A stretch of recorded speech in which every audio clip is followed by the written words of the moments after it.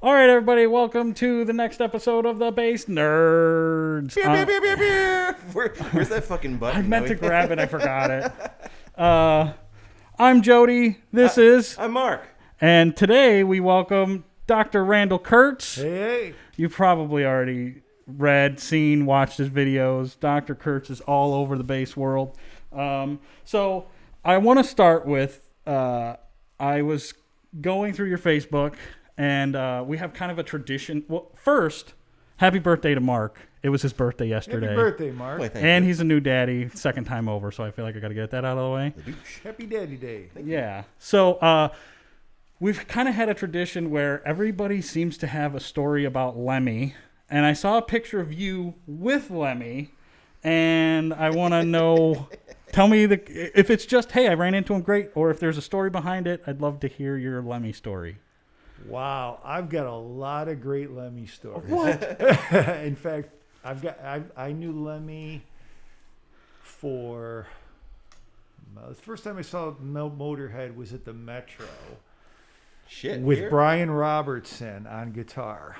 Now that anybody who was there will remember that gig very well because that was the Another Perfect Day tour record, and great, one of their best records, but sort of lost in the mists of time. And Brian Robertson, the great guitar player and certainly of Thin Lizzy fame, Right. didn't exactly endear himself to Chicago when he wore pink shorts, pink hot pants to the gig. And people were booing him and throwing stuff because people weren't having that. Yeah, Chicago in the 80s was pretty conservative, surprisingly. Yeah, we weren't, unlike people of today's generation who are more kinder and more open, I think. Mm-hmm.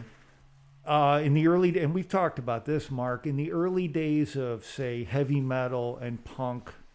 So I'm 53, okay? So when you were starting to come up in those days and starting to turn, into a teenager and all that, and you found your tribes and all that, the music was very sort of secularized. Is that I say it? Okay. Right. Meaning, in those days, if you bought into the whole thing, and there was no internet, there was no, phones and everything, you basically got, if you were into heavy metal, which nobody even knew what heavy metal was until 1980, when the new wave of British heavy metal started. Right. Iron Maiden, Saxon, Angel Witch, that kind of stuff, right? I've seen a lot of pictures with your long curly hair. Yeah, absolutely. Mullet. No. Well, there are some mullet pictures. Yeah, yes, the one with Lemmy, there's a fucking mullet. All right. Well, mullet was cool for about 20 minutes. Shit, I got the mullet. I have Plus, if you couldn't grow your hair, because mine is all curly. Yeah. So the mullet was the only way you could get any action. And then you would get it straightened out in the back. Yeah. So you'd look like your hair was growing, even though it wasn't. But see, that's the thing, though. You had the naturally curly hair. I did have the People naturally spent curly hair. thousands and thousands of dollars on perms and shit. But it wasn't growing fast enough. I'm sorry for you. My dad wouldn't let me grow my hair until I was probably about 60. Exclusives on the Bass Nerds podcast. See, this is why. It's your asshole dad. That's why they were intolerant at the fucking Metro. That's what it is. Assuredly, he won't be listening to this podcast. Your dad's not an asshole, Randy. Don't be so sensitive. But, God, we'll lose track of the original question before long. Really Lemmy. If I may. Is this boring you yet? No. I'm in. So, I usually go off on these tangents and tie it all together at some point. And if I'm going, and in my gesticulations, I think I'm Italian. If I keep going away from the mic too much, just keep bringing me back in, okay? Mm-hmm. So, in those days, you would get your information about music from England, right? I heard Prowler by Iron Maiden on WMET. That was just because there was a guy there that liked to play, hard rock stuff, and they had more autonomy then to do that kind of thing. Back in the old days, folks, there was something called DJs on something called a radio station on something called FM. So they played that. I heard Prowler, went to the record store, got all that stuff, and then Kerrang! Magazine came out, okay? And before that, Kerrang! Magazine was kind of like the guide to what was happening in heavy metal from the UK. And before that, it was like Sounds Magazine and Melody Maker and that kind of thing, but they covered everything. So my point is, if you liked punk, it was like, it wasn't even Sex Pistols, it was like The Exploited or band, GBH, bands like that, okay? And then you had like Iron Maiden, Saxon. Motorhead is the one band that transcended every genre. Motorhead was never this kind of band. As Lemmy would say, we play rock and roll, okay? Everybody loved Motorhead, right? Right. And then you also had like the not even new wave, new romantics, and all the stuff that later became the bands that meant everything, right? Duran Duran, Depeche Mode, et cetera, all these kind of things, and many other smaller bands. But the point is that this stuff was almost packaged where that was your tribe. So you wore safety pins if you were into punk, and maybe you got a mohawk and you went to punk shows and you hung out with like-minded people. And you right? got called Devo. Yeah, maybe you got spit on, maybe, that kind of thing. If you were into heavy metal, or you wanted to be, you tried to grow your hair long, you wore denim and spikes and, badges with Angel Witch and whatever on there, right? And what happened, and if you were in the other stuff, you got a haircut, but we don't care about that necessarily, okay? So the point is that you were sort of allied with your tribe, and you didn't see very many punks at metal shows, and you didn't see very many metal guys at punk shows. Right. Point to wit. I digress, but I went to see GBH at the Cubby Bear. So I got my way up on stage, and I then and there decided I was going to do my first stage dive. Also turned out to be my last. Okay. Oh no. So I get up there, and being me, I'm on the stage. I got my hair, I got my my patches, whatever. Right. I'm doing my thing.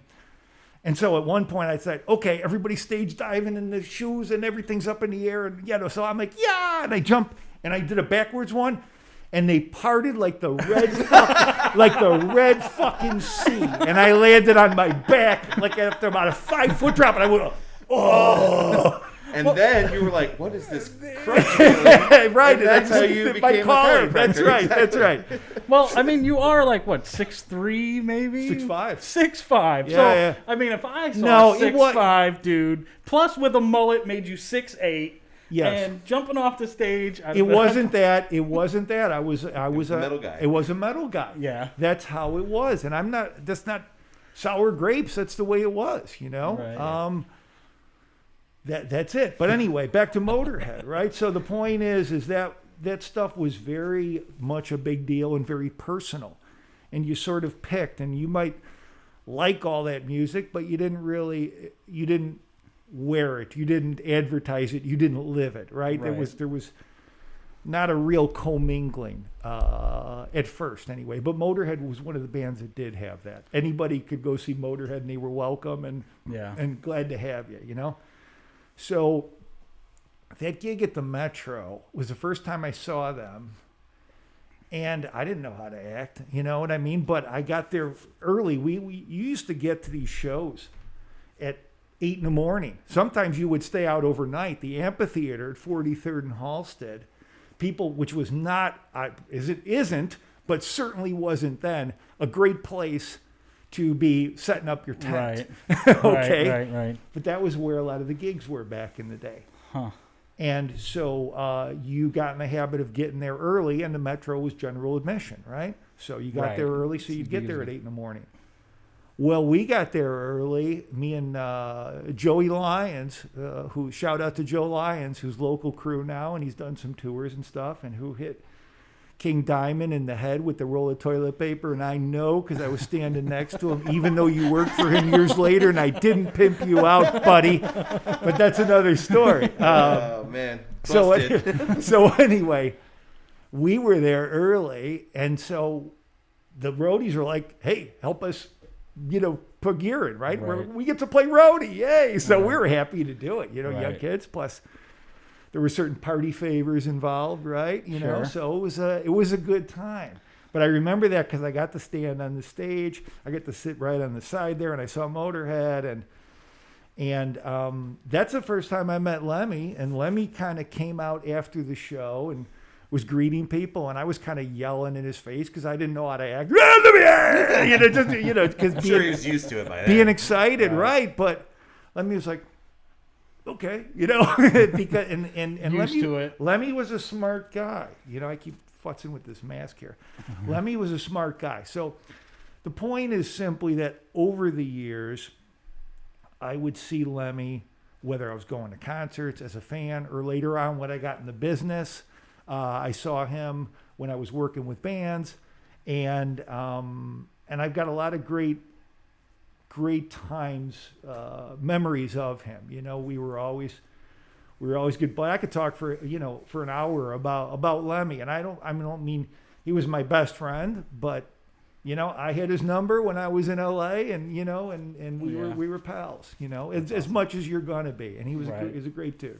So, what was the scene like at that Motorhead show? Like, was it a pretty diverse crowd, like of punks and metalheads and glam metal fans? I think that to my memory, it was mostly metalheads, but in a very broad sense. So you'd see punks there and things like that too, but there are a few, Right. Mm-hmm. But it wasn't necessarily metalheads like the same people went to every shows and you recognized them, and I have the cool new patch, or I have the cool new badge, or I have this, or I have that, and you geeked out on your, like, we're talking bass nerds, right? It was metal nerds, right? Right. But they also were very, very working man. You know what I mean? People would just go there and, I like Motorhead. You know what I mean? I want to drink beer and see Motorhead, This is a band to drink beer to. Yeah, exactly. So what color was his Rickenbacker that night? He would have had one of the tan ones, and I'm pretty sure I remember, because I was very particular about noticing that stuff. I'm pretty sure it was the Born to Lose Out to Lunch. And I don't think he had Murder One, the amps. I don't think they were marked as such back then. I think like that one. Yeah. You've seen the reissue amps. I don't think he had the medallions on them then. I think he probably had the Marcia on one of them. Yeah. And God, think about it. He was a young guy in relatively in those days. That was what year are we talking here, roughly? Roughly between 83 and 85. If you look in, it's easy to find that out. But I'm right. I would have been 17 in 83, so that sounds about right. Yeah. I was born in 83. But I would bring him like books and stuff to read on the road because Lemmy was a smart guy. So people are passing around speed and the usual trinkets, right? And I brought him a couple books. Hey man, read this. Because he was a smart dude. Yeah. And he'd be just as likely reading a book after putting out some crystal meth. So how many benders have you gone on with Lemmy? Is really I got a lot of stories, man. And Lemmy wasn't really a bender kind of guy. Yeah. Lemmy was a speed guy. Yeah. That was his thing. That's Motorhead. That's fucking speed, right? Well, that was the division after Hawk went. They were all doing like LSD and stuff, and he liked doing speed. And he was just like, you guys can't keep up. Like, I got to go do something else. That's it. That was his thing. More. And he did it well. I think let's move into a little bit of your practice. Okay. You're a chiropractor, acupuncturist. Yeah. I know you're also doing like, I don't know, is it like every week or every 2 weeks, a kind of video column on bass musician? I do videos every month. I do one for bassmusicianmagazine.com. Got it. Mm-hmm. You got a little ding here, there? A little bell? Ding! Okay, thank you. I also do one monthly for the International Society of Bassists.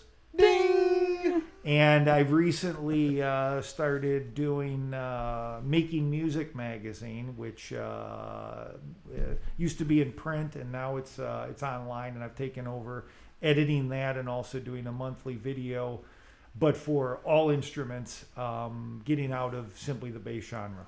Ding! Thank you. We got to do it in harmony next Yeah. time. Hello. Ding, ding, Nope. Don't ever get bass players to sing.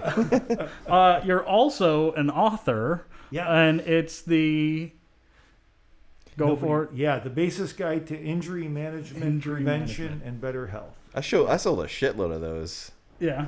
Well, Yeah. we had them at bass club too. Yeah. I used to hawk them all the time. Here, take this. Yeah, absolutely. Well, Moms would love them. Yeah, right. Absolutely. Well, that's what I'm all about. Oh, I don't want him to get injured. That's right. Well, I mean, it's definitely a thing that some people take very seriously. I think the majority of people don't take it seriously until they have an injury or they're hurting, or they, a lot of people will kind of work through it and just deal with it. And Yeah.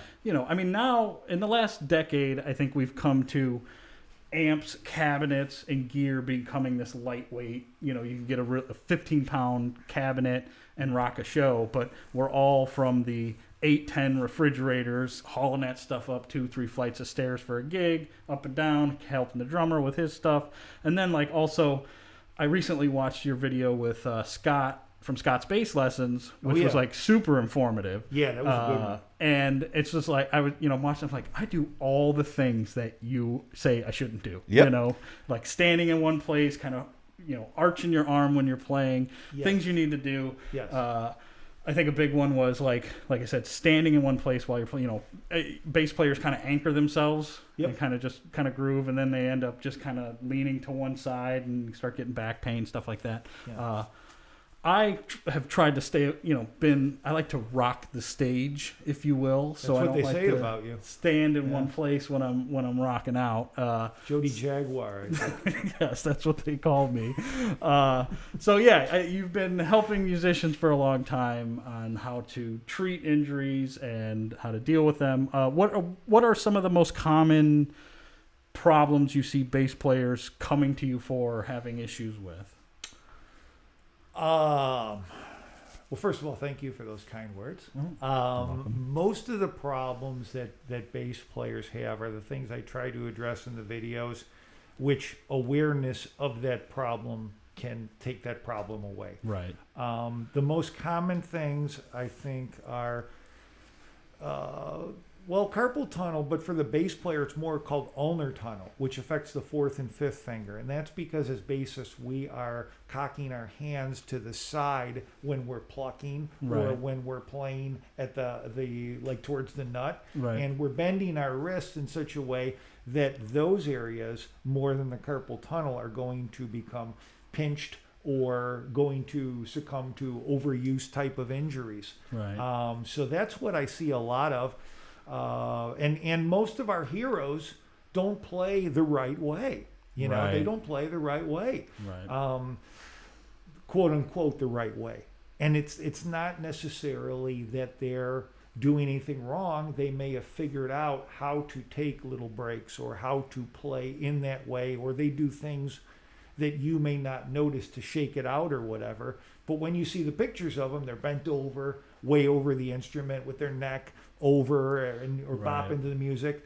A lot of guys, the classic thing is they'll put the forearm on the instrument and then bend the wrist. I'm I do that indicating all the the right time. wrist, right? Or they anchor on the pickup. Right. And they do this forever. And there's so many things that can stem from that too. So a couple of things that are usually the problems for that are again, bending the wrist too much, not taking breaks, and when maybe having the strap too high, maybe having the strap too low. You talked certainly about the instruments being heavier back in the day. Right. And back in the day, it includes now because they make new instruments and they don't make improvements, right? They make you a Fender and that you pay $3-4 grand for, and you still have to take the neck off with the stupid screwdriver, and it's still 10 pounds, Right. and it's like, okay, Yeah, but nowadays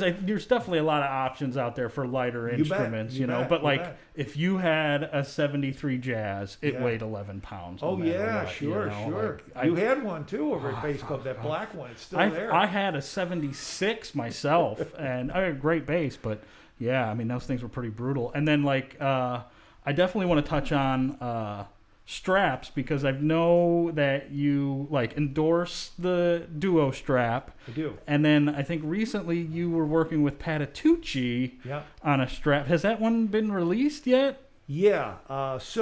His bass is a fucking Oh, beast. yeah. Well, that okay. 6-string... Yeah. No, You had it's one. this fucking You had wide. one. Right. How do you play that thing without bending your wrist? But there's it's even gone beyond that. Okay, so what happened was I met Groove Gear at the NAMM show. Okay, years and years ago. Make great products. And yeah, absolutely, ding. And so so they had that Duo strap there, which I seem to recall in the midst of time somebody had something similar to that. But I don't remember exactly, and it doesn't matter. Groove Gear did a great job. I was particularly interested at the time because I saw that people were making bass straps, and they either sucked like they always have, or they were, even the comfort strap was considered to be the industry standard. And once the foam chafed off or whatever, I mean, what's happening? You had to keep replacing them. Right. With a designer, a friend of mine, we went out. I went to New York. We bought a bunch of straps. We took them apart, and there was literally the ergonomic strap and the this and that, and there were chunks of cardboard in as the padding, right? So we were like, oh my God, I was disgusted. Right. So I went on this quest to find the right padding and the right this and the right that.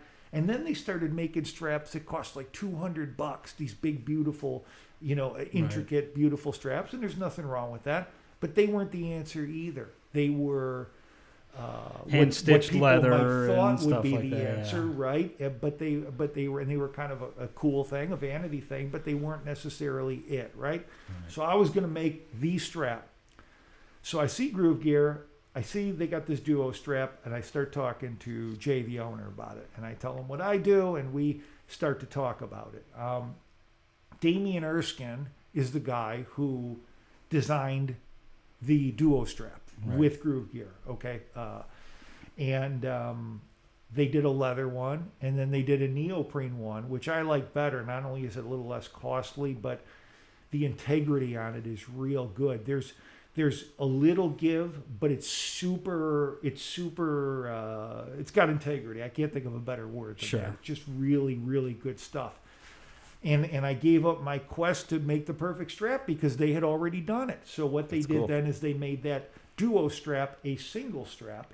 But the Duo strap is really a great thing, and I want to say a few more words about that because I don't use the Duo strap when I play because, like most people, I want to look cool, or at least as possible. You don't have a chance, right? With it, it's for people who can't play, and with apologies to everybody. When I say can't play, I mean it's for people who don't have that issue. They're not. They need something to help them to play better, which that will certainly do. And when I say better, I mean when you have that thing set right, any instrument balances perfectly. And it's like you don't even have it on because it's perfectly balanced, right? And it's not going to push down on your shoulder there and cause all these problems. Digging into my neck. The one issue with that, and they thought of that, even the sides, right? They don't have them like they're twilly and they're going to dig into your neck. There's a lot of little things that you got to think about. Mm-hmm. But anyway, the Duo strap. Really good, and the thing I want to tell everybody out there too, if you have one and you couldn't set it up properly and you're mad, Damian Erskine has done some new videos about how to adjust it properly, which were needed for a long time. So, or call me, or I'll tell you how to set it up, or send me an email, drkertz8@gmail.com. I'll tell you how to do it. Okay, ding, ding. But you asked me about other straps. I did a strap with David Ellison from Megadeth, okay? And that strap's out as a bass strap. But how's it go? That's it. You know, he never got paid on that. What they did? Shut up. No. Like when MTV. Do you guys MTV. remember MTV? Yeah. Okay. So The news. remember the MTV news things? Yeah. MTV. We got and it was okay. It was First. Doom. Did it? Okay. Because they cut it off before the last note that made it like 8 bars. And when it's like you Vanilla do it Ice. less, they don't have to pay. That's some Vanilla Yeah. Ice shit. So it's- See, theirs is ding ding ding ding ding ding ding ding ding. Mine's ding ding ding ding ding ding Right. ding ding. See, it's different. Right, exactly. I just saw a thing. Kurt Loder is like 75 years old. Jesus Christ! I was like, really? What? This is outrageous. That's a loader crap. Waka waka waka. So the I'm not gonna. You keep talking. I'm just gonna look up Kurt Loder now. Yeah. Confirming Kurt Loder is in his 70s. So the Ellison strap. I worked for Megadeth. We were friends for a long time. When you say work for Megadeth, what does that mean? I took them through rehab. What?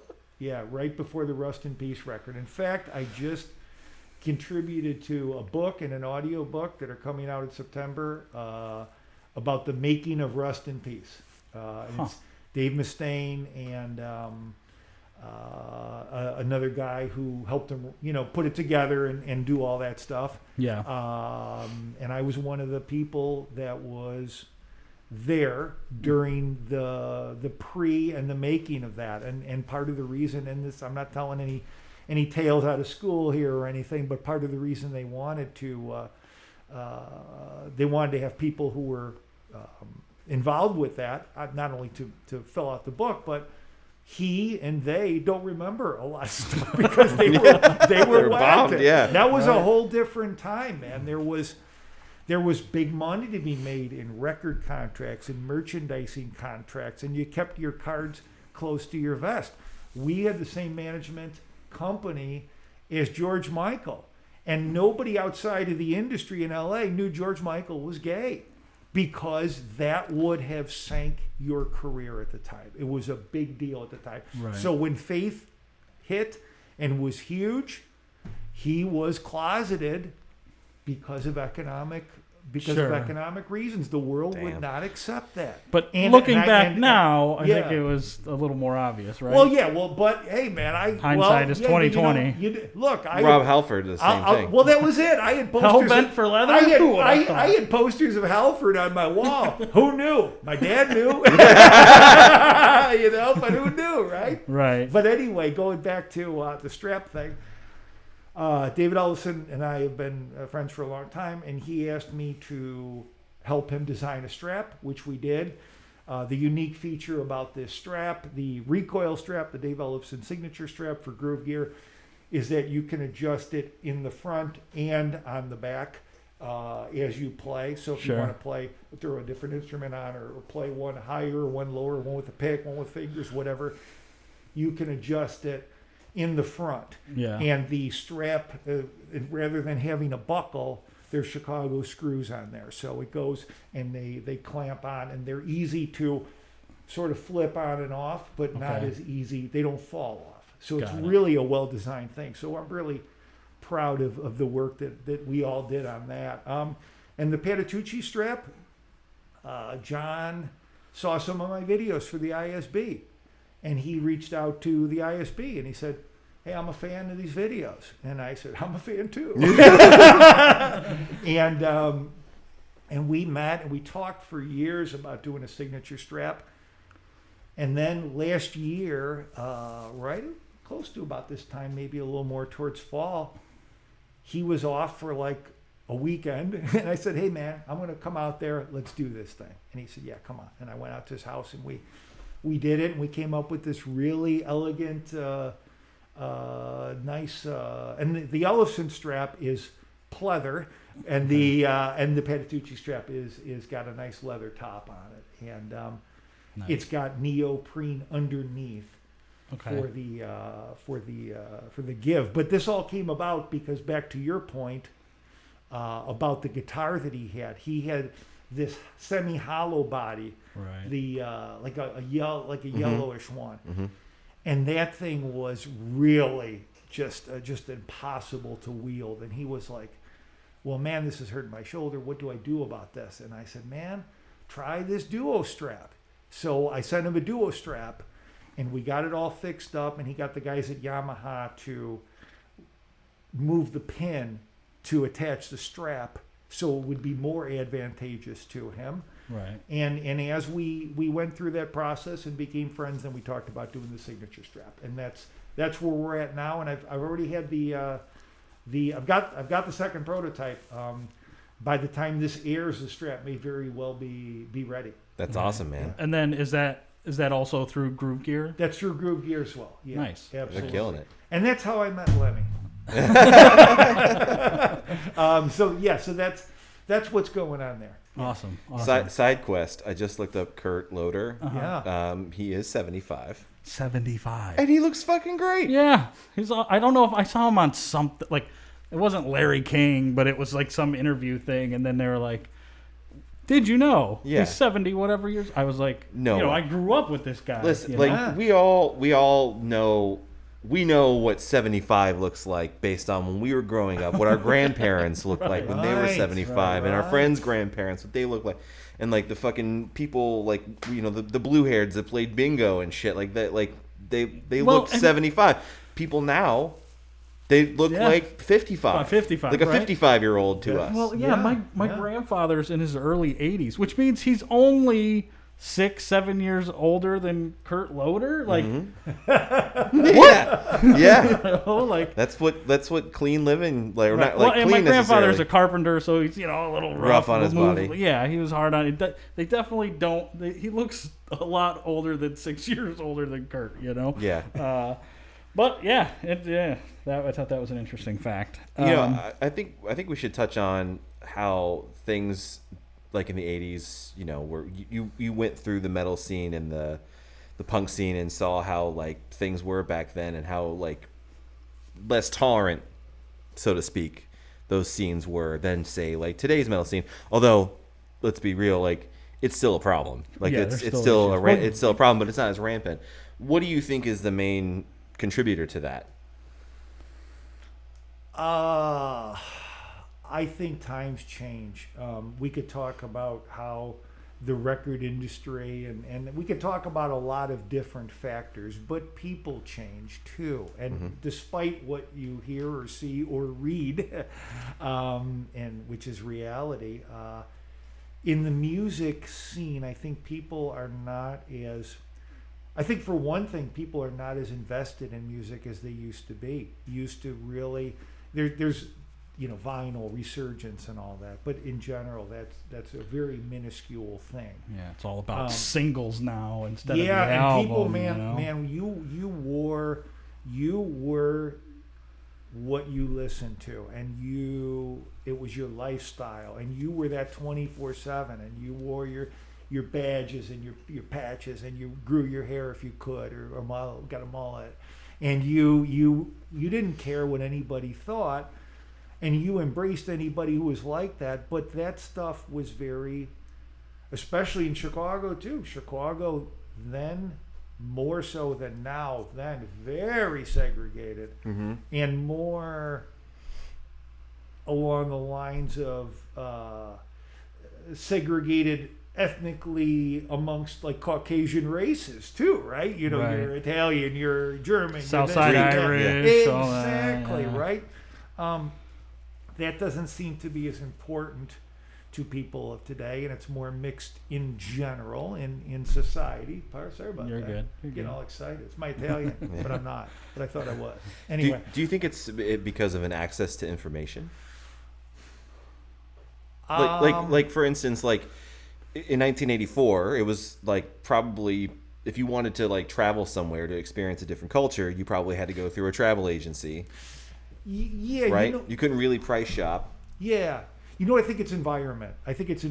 As I pointed out, if I wanted to know about heavy metal, I did the legwork. I got on the bus. I went from Addison and Cumberland to Addison and Clark Street. And between Addison and Clark and Diversey and Clark, there was 4 used record stores. And you could go there and buy a stack of records for several dollars. And some of them would be good, some of them would suck. But and pretty soon you'd learn who in Kerrang to trust or whatever, and you learned about this music, and you didn't have rapid access to it. You had to seek it out. I could still tell you who played bass on this record and whatever, and you read all the liner notes, and you got the gatefold albums, and you could roll joints on them, so there was a lot more culturally going on then, and you identified with that culture. If some guy grew up listening to Marvin Gaye in his neighborhood, the chances that he's going to know about Iron Maiden aren't real good. You know what I mean? Because his friends aren't listening to Iron Maiden. He's not listening. You know what I mean? He doesn't know who Iron Maiden is. Yeah. He may know he saw some crazy guys with long hair one time, but he doesn't know necessarily about that stuff. And so it was really environmental too, I think. And the punk thing, let's face it, it's just a bunch of young guys going through puberty, wanting to let the world know who they are, and partying a lot. Right. And how does that strike you? Are you really mad? Are you, not so mad and maybe hope there's girls around sometime? You know what I mean? Do you think the long hair guy looks cool? Do you want to have a mohawk because you really want everybody to notice you? You know what I mean? That's part of it too. But you kind of made a choice. If you were exposed to all those things, you kind of made a choice based on that. So I don't know if that answers your question. It does. I mean, it definitely shines a light on how easy it is to be tribalistic when you don't have access to a lot of information or culture. Sure. You're not exposed to that. I've always had I call this musical schizophrenia, where I'll just go all over the place listening to things, different things. So the advent of streaming services has been great for me. Because I can listen to Marvin Gaye and then the next breath listen to Iron Maiden, and then throw in fucking Mendelssohn, throw everything to get that going. But not everybody's like that, I guess. But because I think the youth is more so now, and that's why you keep seeing all of these new genres pop up, post this, and all these influences getting kind of smashed together. Sure. It's kind of awesome. I'm sorry. No, go ahead. Sorry about that. One more thing, and this has to do with all this too, is resources. If you know that this heavy metal album is probably going to sound like stuff you already like, and you want to take a chance on the new Exploited record because you've heard some things and you want to try some things new, but they're both $15, and you don't have a money or a job or anything, it's your birthday money or whatever, Right. Now you can go dial up anything and have access to it. And I think because of that, people aren't as interested in or value or as invested in music. Yeah, that may be a good thing. It may not be a good thing. I can't say, but it's definitely different. It transcends. I think that transcends music. Yeah, totally. Just music. I think that right there is just an example of how things have changed drastically from a cultural standpoint, and how we've become much more accepting of different ideas, whether it's music or whatever the hell. Well, I think it comes to access, right? Like you said, access. I have the story I tell often of, when I was coming up, every dollar I had went to buying another album. It was every week I was buying an album or two, and I was really pissed when I got that album that sucked, that I had the one good song on it, the reason I bought it, and then the rest of it sucked. But then you had that album, so you were sitting with it and reading it, listening. It was a thing. So when I grew up kind of in a metal, hard rock. My dad exposed me to the Led Zeppelin, Black Sabbath, that kind of thing, right? And I grew up my father owned a music store when I was a kid in the south suburbs. So I was also exposed to a lot of different musicians coming in and out. So I had to be around 14 or 15. What store? Ancient Music in Stager, Illinois. It used to be Ding. If you may be familiar with Guitar Shack. Do you remember there was 3 stores called Guitar Shack, and then it was turned into Guitar Plus. And there was one in Arlington Heights, it's Crete, and I think there was one in Chicago. Don't know that one. Don't know that one? But Anyway. please continue. Yeah. So I'm about 14 or 15. I'm a guitar player, and I start taking bass more seriously. And I start jamming with this kid, and he's just like making me, he's so good compared to me, right? And I'm like, man, what are you doing? And he tells me, oh man, I'm just stealing Victor Wooten chops. And I'm like, who the fuck is Victor Wooten? You know, I had no idea. This is before internet.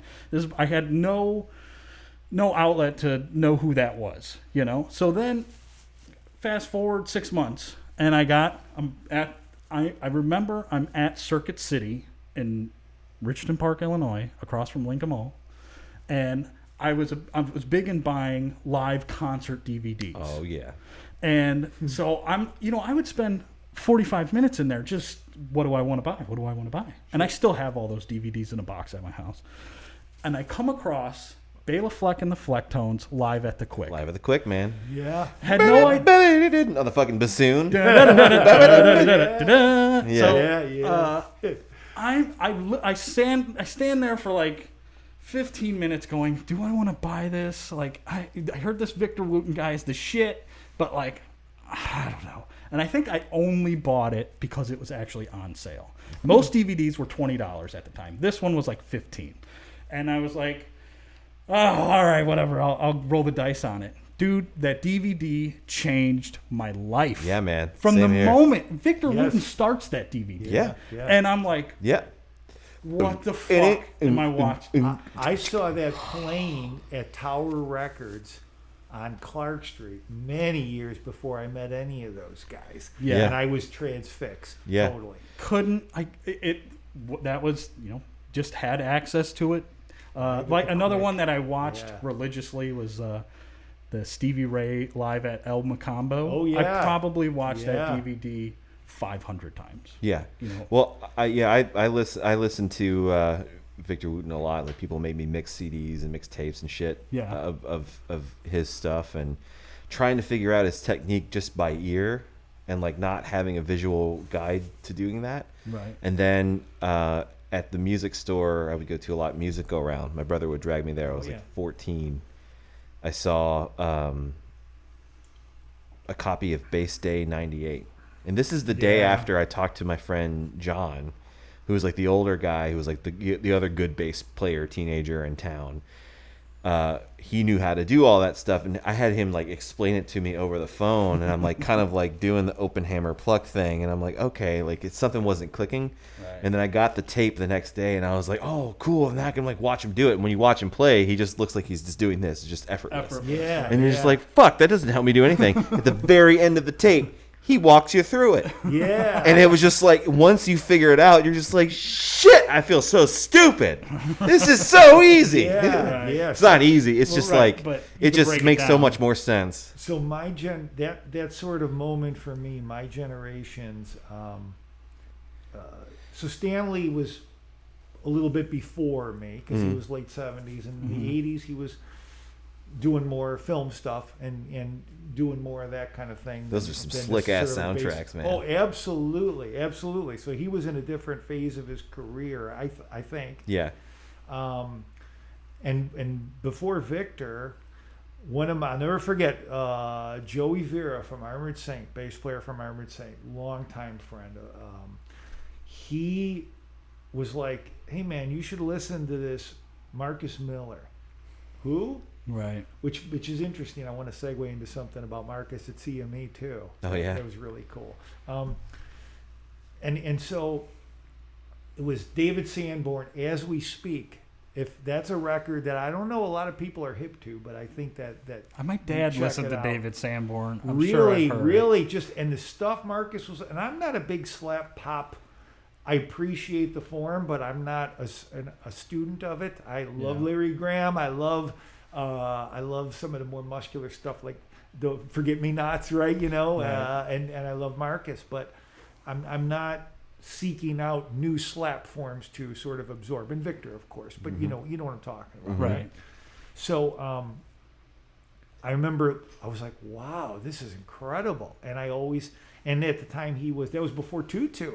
Yeah. And before Marcus just started being everywhere and doing everything, you know, and that was it for me. And I think I think a whole lot of people really revere Marcus Miller, and rightfully so. I mean, I'm not telling any secrets here. You know, and we all know that, and we all feel that way. But I think there's between Victor and Stanley and Marcus, you know, and they all did that tour together SMV, and everything, right? And it's almost as if you say, well, Stanley's got that and Victor's got that, you know, and Marcus is doing this, but there's a lot of guys who slap. Nobody hits that note like Marcus, you know. Right. And what I love about him, man, and I've met him a couple times. I don't profess to know him, but we've talked. And when he was at CME, remember that? Okay, Marcus Miller at CME. Yeah. And I went there, and I remember people were there, a lot of people there, a lot of people represent, a lot of people hanging out, all good stuff. Some dude was brave enough, and I think this was a brave thing, in that crowd of people, and he was a middle-aged guy, you know, he said, Marcus, I'm sort of not really great at this. I'm kind of a new player, and I'm trying to get better. Is there something that, you know, I know people listen to things, they do things. Is there something I can do to get my playing better, you know? I'll take my answer off the air, right? And Marcus said, yeah, man, can you play a C major scale? You know, something to the effect of, can you play a C major scale? Yeah. And if you can't, you can certainly learn it, right? Yeah, okay. Now go play that everywhere on the neck tonight, and then pick another scale and go play that everywhere on the neck, and you're going to get better. And I thought to myself, I could and should do that too. It's not like I can't play that, but I would have to, you know, I can't play it on command, right? Yeah, you have to think about it for a second. Right. And I thought to myself, that is so simple and hella useful. And especially it's a C. You can't mess it up, right? Every one of those players at that level are all going to profess the fundamentals. Yeah. Right. And all the people, like a lot of the younger kids who aren't as patient, especially, and a lot of people who just don't have the sort of patience to do that, it's just not the answer they want to hear. Yeah, they just want to riff on their favorite whatever. You're right. You're right. Yeah. I saw that all the time at Victor Wooten's camps, right? Yeah. He would be there, and you've got Victor, and you've got Steve Bailey, and you've got Chuck Rainey, and you've got Mike Pope, and you've got whoever the guest may be, and you've got Dave Welsh, and you've got and Anthony, and just, you know, all these players who, they're the players, right? Monsters. And guys are going there. And when I say guys, I mean people, guys, women, whatever, Kids, right? yeah, everything. Campers are Right. going there. And when everybody's sitting around having their lunch, campers will be noodling with each other or whatever, which, okay, that's good. But they're playing their best licks or trying to. The Nam licks. Exactly. and everybody is kind of like, okay, well, that's great, but can you play me this? You know what I mean? And it boils down to fundamentals. So, and you're right, it's the Nam licks, right? We're all guilty of that. Right. You've heard me play the same 6 things, and you too. You 3 when I was going to baseball when you were there. But you heard 6, but I play the same 6 things all the time. You know what I mean? On the off chance somebody. But that's your litmus test, though. That's how you know something is going to sound the way that you want it to sound, because you're so used to hearing those same 6 lists. In the case of those campers, it's a matter of like, these are the 6 licks that I know really well that I can show off. Victor Wooten's in the room, or Steve Bailey. And I love the camps. I love the campers. This is not a knock. This is an observation, and we all do this, right? At some point or at some time. It's the thought that they will get up, turn around. Who is that playing? Oh my God, you're fantastic! I've never heard that before. Yeah, everybody lives. I mean, but could you imagine? Steve Bailey goes, "What? What? Who's playing that right now?" Yeah. I mean, that's what we all. It's never happened. And they will do that, but not because you're playing the super duper lick extravaganza. Let's say, right? Yeah. Not that there's any. Again, people should do what they want to do, but we're talking about fundamentals. I certainly am guilty of not having my fundamentals down as much as I should, and I think most people would agree. They too. I did a clinic with Anthony Wellington, or Anthony Wellington did a clinic at Bass Club as I worked there. And I mean, method of teaching and expanding on your musical vocabulary. He breaks it down to such a simple level that it's like, why am I not? And I still to this day don't do a lot of the things that he taught or says, like, here, this is how simple it can be. And then he's just like, sets a little loop together and he starts soloing. He's like, major scale, arpeggio, triad, and he's just, but he sounds like he's playing some of the most epic bass playing ever, and it's just like, no, these are fundamentals. And I tried to I go like, are you still able to, since it's all like a knowledge based thing that you're playing, like a thing that I seek when I'm playing bass is to like discover something new, right? To like trip onto something that's like, oh, this is awesome. Can you still have that when it's based on this like firm knowledge of music? And he goes, I discover shit all the time, but it's just, I'm 3 steps ahead of you already. You're still catching up. I already know it, but I still surprise myself when I'm playing, and I come up with things that I didn't expect, and it's not always planned out. I'm grooving too, like the next person. My tools are a little better, and I just understand it a little more. He's the best teacher I've ever seen. I've seen him, whether at bass club or at bass player live or whatever. He'll go into a room full of people who will kind of know who he is, show you some stuff that you thought was really complicated, and which is, and makes it, so even a caveman could do it, right? And you leave there and you're like, wow. I mean, you see players, people, their jaws are dropping, and it's just rightfully so. Well, he did that that lesson DVD, that double DVD with him and Victor that I watched, that came out years ago, which was a lot of that, and it really is like, if I just take the note and move it a half a beat over, listen to how it changes the sound of everything, and he's like, and then if I just move it over to the E, and then to the and then the and, like, just these little things are, and then time too, like working with a metronome, and how like I have the beat go once just on the downbeat, you don't hear it again till it comes around to the downbeat again, so like helping sync your time together. So he's like ripping, hit the note, hit the metronome beat, then he's riffing, and then he comes back around, hits that metronome beat, and 3.5 seconds have elapsed of silence. So like training your ear to just be in rhythm, be in time, that kind of thing. So I definitely agree. He's definitely one of the best teacher. Oh yeah, hands down. Like that fundamentals, the fundamental approach to anything in life is like, you talk to your shrink. Your shrink will ask you like, have you considered meditating? It's like, oh, well, I haven't really thought of that. No, I haven't thought of meditating at all. Like, you should dedicate 15 minutes of your morning to meditation. Well, I'm going to try that. And then the next week goes by.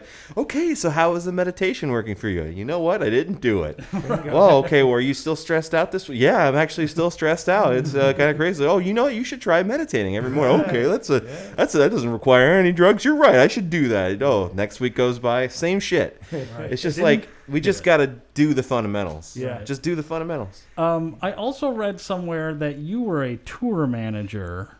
Is this true? Ooh, for Manowar? I was tour manager for Manowar. Oh shit, I didn't know. I didn't know that. Yes, I was. Just take my shirt off. Yes, I was. Oh, wait, for those of you at home, I'm laughing not because of the situation, but simply some of the antics that we are enjoying here at the for those listening and not the Bass Nerds podcast. Yes, I was tour manager for Manowar. Can you tell us more about that? What would you like to know? When were you tour manager of Manowar? 1992, I would think. Yeah, 1992. And then were they doing long, big tours during this process? Yeah, we toured Europe for several months, went to South America, went to Japan, and some dates in the States, but not many. And over the course of about a year. Yeah. And then were you like the tour manager? Or were you like a group of people doing this together? Or like, how big was the, like, I guess the bigger question is like, what was your role in that? I was a tour manager. So you just managed whatever needed to get done. That essentially is, well, it depends on how many people are around. To your point, but it was full crew. I mean, we had an English, full English lighting and sound crew that we took, because we were playing between 3,000 and 12,000 people a night. Wow. So it was a proper tour. Yeah. And there were techs for each instrument. There was a wardrobe person. There was a production manager. There was their manager was out for a lot of the time too. So there were security guys. So it was I don't know, altogether maybe we had probably about 4 buses. Wow. Yeah. Wow. And then you only did it for a year then? I did it for a year. Yeah, I did it. I did it to. I was friends with Manowar. I got put in that position. To make a long story short, went and did it, and just always trying to sort of do better. It seemed like, okay, well, I consciously felt at various times on that tour, and it couldn't have been better for me. I was in my 20s. I had my long hair. It finally grew out. I didn't have the mullet. I had super sweet ponytail. I was wondering about that. and they were my friends. So it was really the best possible situation. And I always made sure to get out and go see something or do something. So I really made the most of it. And it was great. But I realized I didn't want to be doing that in 20 years. Yeah. And I realized that I didn't want to go further, like into management or something like that, because there's certain things you do and don't want to do. And I found out that while it was a great experience and I loved it, I didn't want it to be my life, let's say. Yeah. You know, and so I stopped doing it. It's a pretty stressful life. Oh, I bet. Well, things were starting to come into play then. Steve Bailey even called me at the time. Let's see, did I do Megadeth after that? Like 92. Yeah, I did Megadeth before that. So that was kind of the end of the line for me. I had done Megadeth before that, where I lived in LA, took them through rehab, worked for their management company, was a part of all that. So that was at a pretty high level, because they were big stuff. Then I decided I didn't want to do that anymore for much the same reasons as I just described. And Manowar had offered me that position when I was with Megadeth, and I said, no, you know, I think this looks pretty good for me. Megadeth, you know what I mean? This, you know, I'm gonna have to pay my dues, but right. I wanted to be in the music business, and I was, you know, I got there, right? And that goes to Lemmy too. Me and there was a marketing company called Concrete Marketing, and they had this forum every year called the Foundations Forum. So all the rock metal people would go there and stuff, and it was kind of a big networking convention.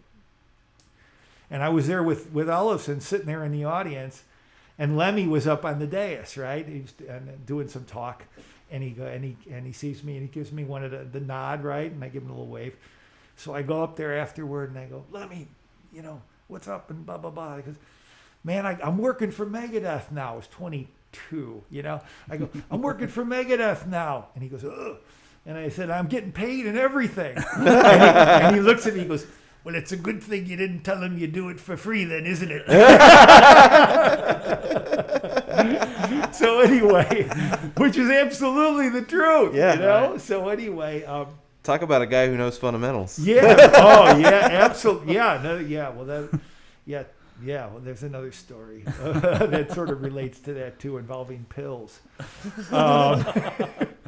So you guys used to play a game on the tour, and it had something to do with getting on the bus. Oh yeah, there was a game. Well, Manowar had been around for a long time, and I was like I said, I was in my 20s, and I knew these guys because we had hung out for a number of years, and I had gone up to New York and spent time with these guys, and you know, we were friendly. So these guys were old, tough, just road dogs of the highest caliber. These guys had worked for Black Sabbath. They had worked for Deep Purple. They had worked for just all these bands, and they were just these big, tough New York dudes, right? Right. And so it was essentially you'd get up early, set up, wait around all day, do the sound check, do the gig, party, and then at the end load in, and then like about 2-3 in the morning want to get back to the the bus and crash. And there was a little game called Fuck the Bum Down the Stairs, which was basically King of the Hill getting on the tour bus. and whoever was the biggest guy got there first. It was basically his job to keep everybody else from getting on the bus. And you're 6'5", so you're the big guy. I was on the band bus because I was the tour manager. Lucky. Did you ever have to play? Did they ever make you play? Never. Oh, good. No, never. I positioned myself early enough where I ingratiated myself with everybody where I would not have to partake of, and I wouldn't have lasted 2 seconds. No. Come on. But yeah, so that's, okay, so that was... Megadeth, and then I did the Manowar thing. Right. And then I left that, and Steve Bailey actually called me at the time to be his bass. See, I left BIT. I was going to BIT before all this. What is BIT? BIT is Bass Institute of Technology, which was Musicians Institute, which back in the day was a big deal. And that's where I met Bailey, etc. Like at the time, there was BIT, part of Musicians Institute, and there was Berkeley. And if you were kind of a jazzer, quote unquote, which was considered quote unquote maybe a little square at the time, and I'm not saying that in a pejorative way. No. Sure. You went to Berkeley. And if you wanted to be kind of cool, you got at the time. Look, Warrant and Poison were passing out flyers to come to their gigs on Sunset Boulevard. This is the time frame we're in, right? And if you were quote unquote cool or wanted to be, you went to BIT, and that was the perception. Okay. Right. So when I went to BIT in '88, my teachers were Steve Bailey, Jeff Berlin, Gary Willis, Bob Magnuson, Putter Smith, Tim Bogert, Jim Bogert, dude. I mean, it was stacked. Alexis Sklarevsky. There was not there. It was the best players, and I'm not sure who was at Berkeley, but man, that was the cream of the crop. Exactly. And that's just the bass staff, obviously. And it was just, you go in there, you play 24/7, you play all you wanted, et cetera, et cetera. To cut a long story short, I realized after a few months there that I was not good enough to be a studio guy, and I was not pretty enough because the mullet hadn't grown out yet, to be in like one of the bands playing on the Strip, which was all BS anyway because it was all pay to play, and it was a crappy time. A lot of the recordings ended up getting ghost players on there too, right? Well, I know a certain gentleman, and I know that he played on certain records that would usually start about the midnight hour, and the next out of morning. there in less than an hour, and the next morning the bands would come in and it'd be like, wow, man, don't I sound great? These guys would go buy all these expensive basses and shit because they thought they were so awesome. But it was somebody else. Poison. Yeah. I wasn't saying it, man. But we all like we know who that, like it was usually one guy who would go in. He was like the guy. He was the guy. Yeah. Yes, and he maybe even have been mentioned on this podcast at some Maybe point. He has. Maybe he has. Maybe he will the guy. Maybe he plays fretless bass. So I don't know what you guys are this talking gentleman, about, Steve but Bailey,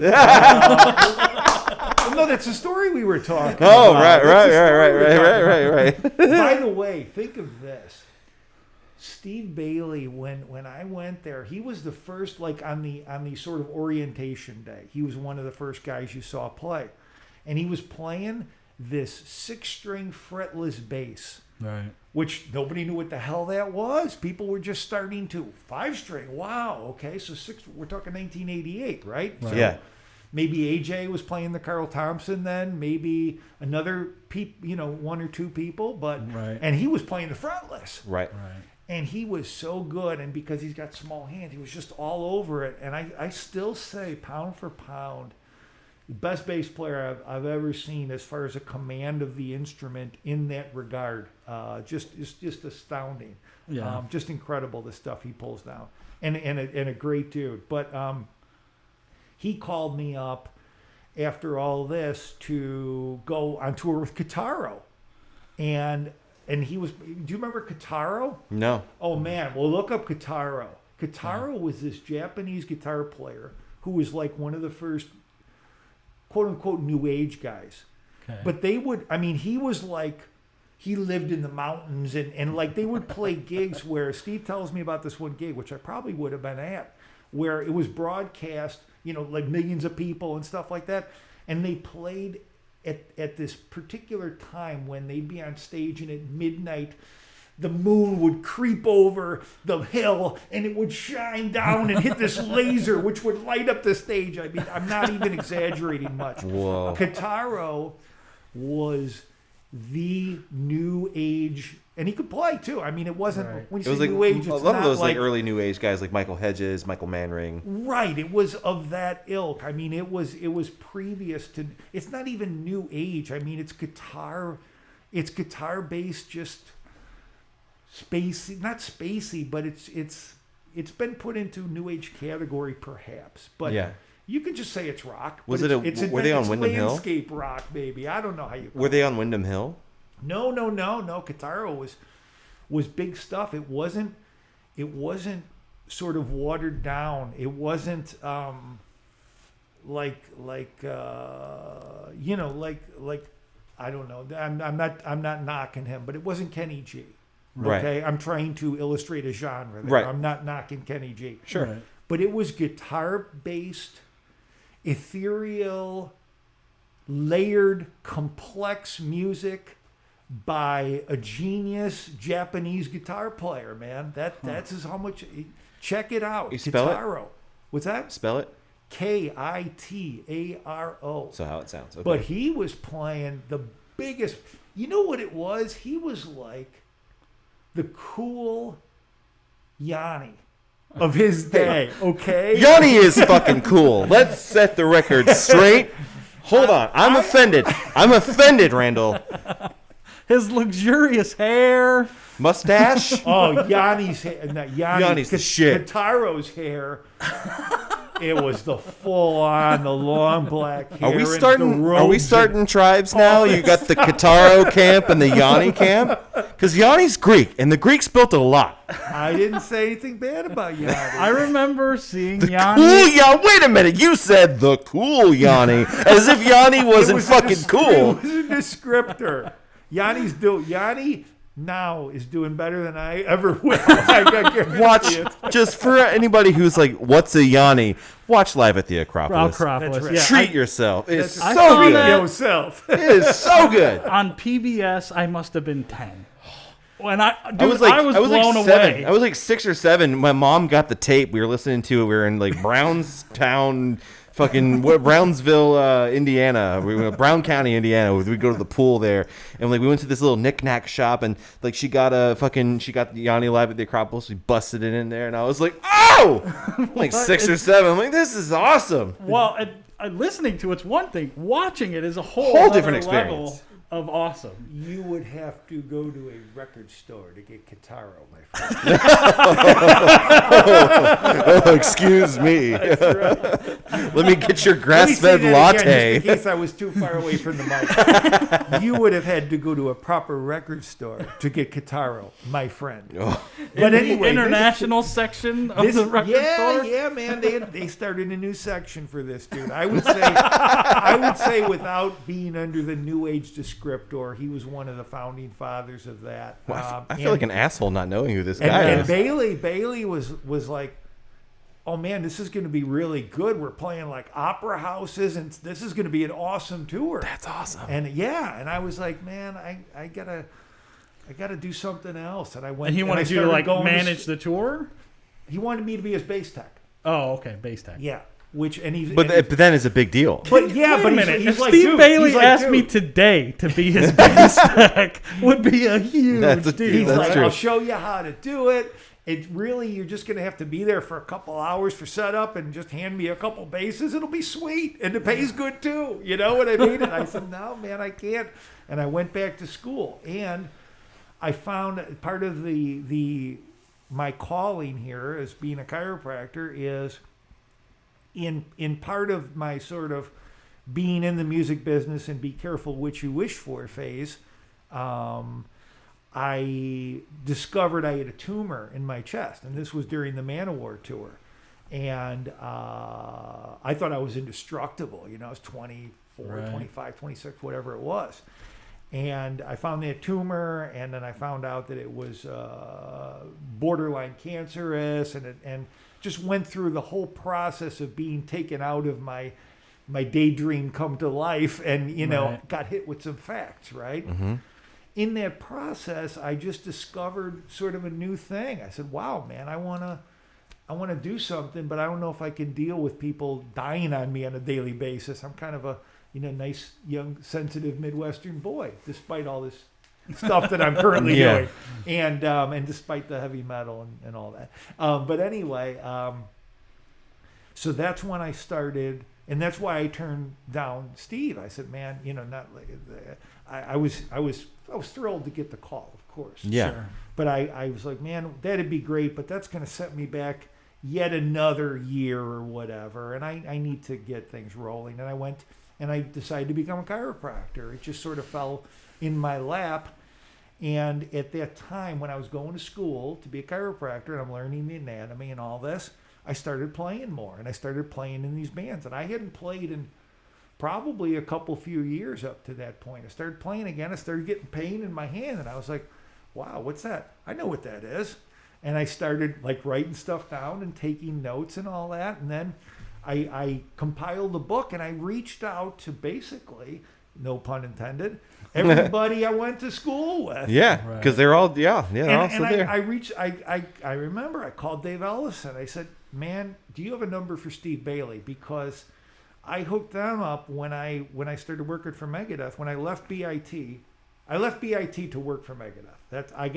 I knew their manager, ran into him at a restaurant, and he offered me the gig. And after a while, I took it. I left BIT. Sure. For the reasons I said earlier. I just didn't think I had it. And they were offering me what I wanted anyway. Hey, you want to work for Megadeth? Well, you know, no, I'd much rather Do you work wanna my way breathe? up to being in a Megadeth tribute band, opening up for, you know, Tough Love at Gazzari's. You know, that'd be even better, right? But anyway,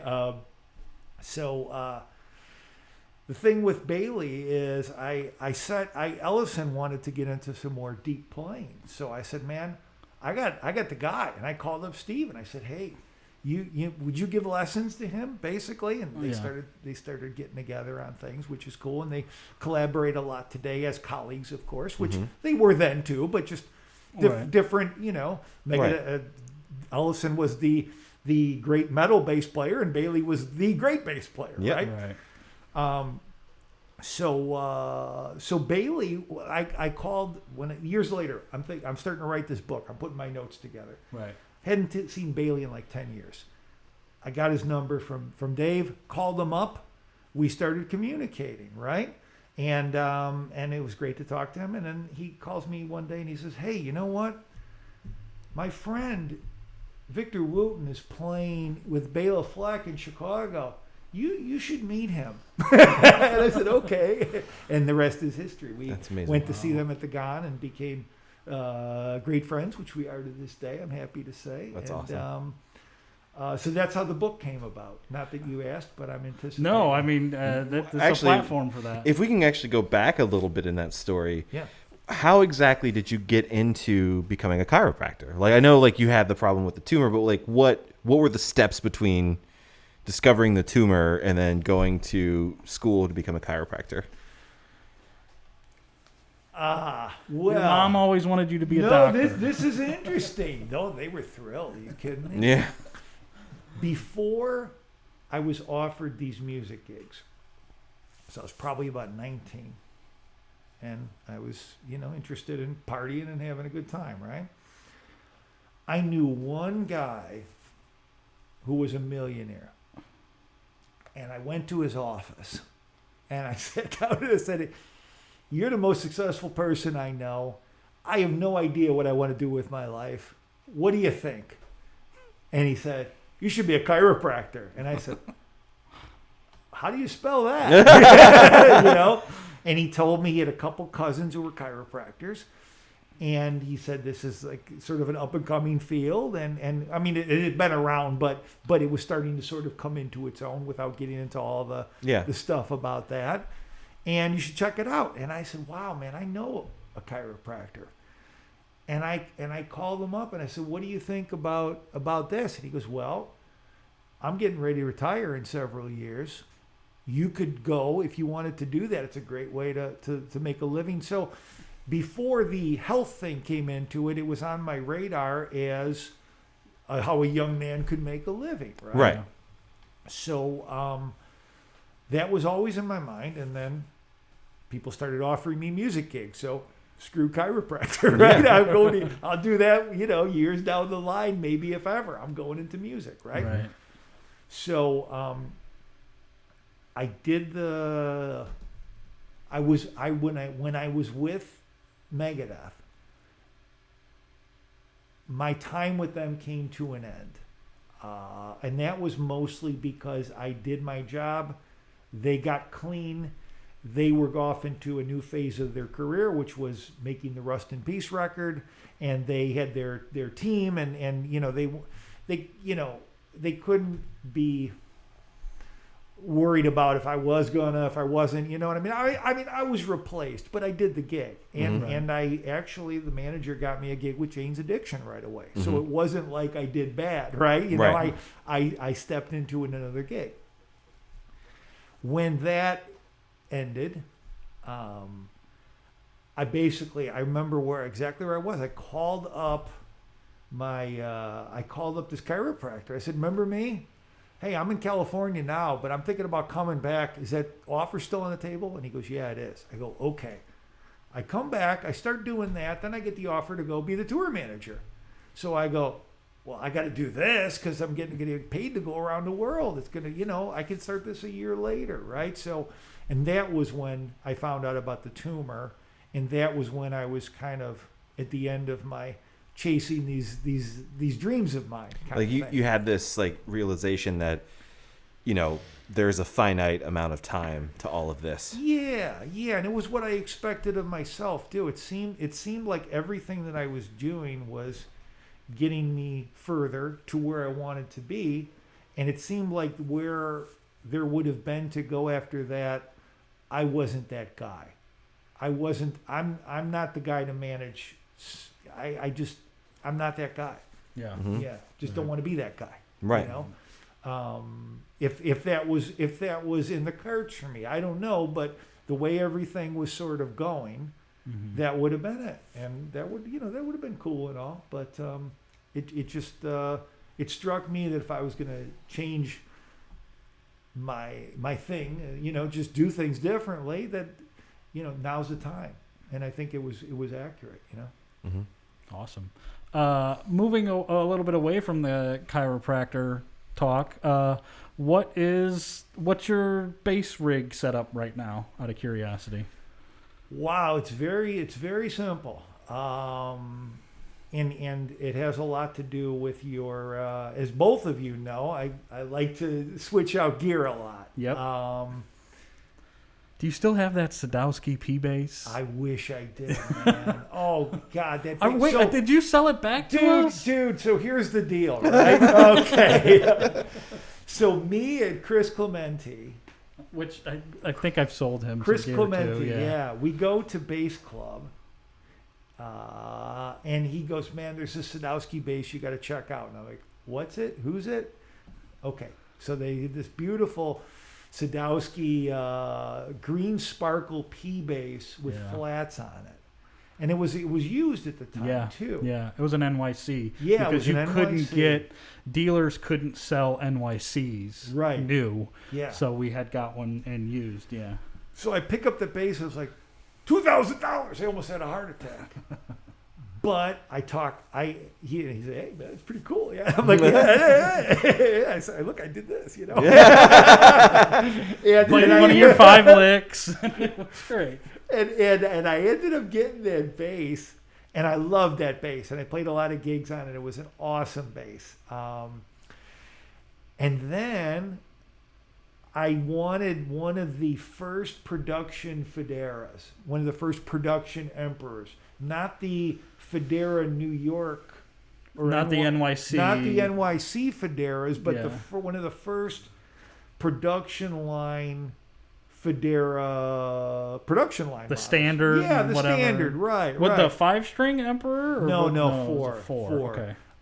And I was like, well, this bass sounds so awesome, and why wouldn't it through the gear that I was playing it through at Bass Club? And I Right. was like, oh well. And I don't, when I switch out gear, and I don't do that really at all anymore, but I certainly did it for a lot of years because I was able to. You know, I Right. was able to. Why not? And I remember that I don't like to hoard basses. If I'm not going to play them, somebody should play them, right? So I brought the Sadowski back to you, Yeah. and I got the Federa. Okay. And then I think I wanted to trade the Federa in later on a custom shop Fender P bass. Okay. And you're like, dude, you just had like the best P bass ever, and now you got a Federa, and now you want to go back to a P bass? I remember about that. right. Good impression. Chastised It sounds just like me me. too. Watch some of those old videos if you think I'm wrong. So man. So that bass ended up back at Bass Club, and you Okay. had it. And then I was in there talking to you guys, and you said that the guy from the Coors bought it. That Irish band, remember the Coors? Could have right? been. Could And have he totally bought been. it because it was green, and he was going to play it with the Coors, right? Yeah. And the Coors Totally were, possible. Coors were huge. Yeah. So at least in Europe they were. I think they were somewhat big in the States, but they had a couple hits, but they were huge in Right. stadiums the rest of the world, right? Right. So he bought it. Then he turned it back. And Chris Clementi calls me up one day and he says, hey, I was just on this gear site on Facebook and they got your bass, I'm pretty sure. And I go, who? Not Bass Club, but some private guy in Yeah. Wisconsin. And I go on there and I go, click, click. Sure enough, there's my bass. I go, wow, man, I thought that bass. I said, wow, I kind of missed that bass, you know. And I mulled it over for a couple of days. And then I got a hold of the guy. And he was like in Wisconsin or something. And I go, dude, does this bass have a ding here? And it's a blah, blah, blah. And he goes, and I go, I think it's my bass. And he sends, message back. Yep, that's your bass. I got it at Bass Club and blah, blah, blah, and blah, blah, blah. I go, wow, man, I'm thinking I might want that bass back. You got it for, $2,300 or whatever. And I'm normally, I don't care about the buck so much if I have it or if I can swing it, unless you make it so I really don't like you or the deal. You know what I mean? Then all of a sudden the whole thing turns to shit and nothing can change it. You know what I mean? And the dude was like, well, it's $2,300. What I was like, okay, well, how about 19? And I normally don't even dicker on price, but I thought at the time for a used Sadowski, that was a lot of money. And I wasn't so sure that I had to have that bass back. I thought it'd be kind of nice. I'll put it here. Maybe I'll play it sometimes, whatever. Right. So the dude goes, well, I can do it for 22, And I go, well, I'll tell you what, man. I said, I will come to and pick it up at your house in Wisconsin for $2,000, and let's just call it a deal. I already know it plays. All I got to do is just make sure that nothing major happened to it. I'll give you it in cash, man, and I'll come by. I'll pick up the bass Saturday.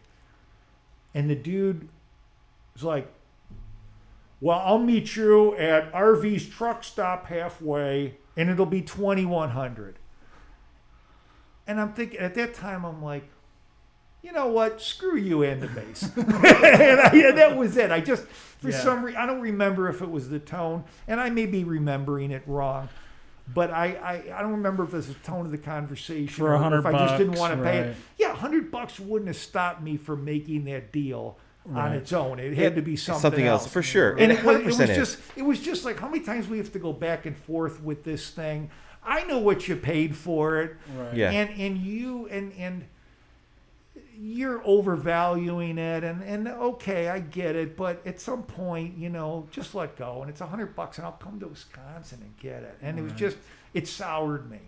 Right. And since then, I've actually searched for that bass once in a while, and I told Chris, if you ever see it again, man, call me. There's something to be said about that experience. Like, we've all dealt with sales experiences either on the buying side or the selling side, right?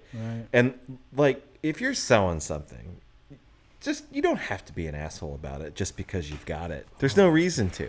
If your price is $23,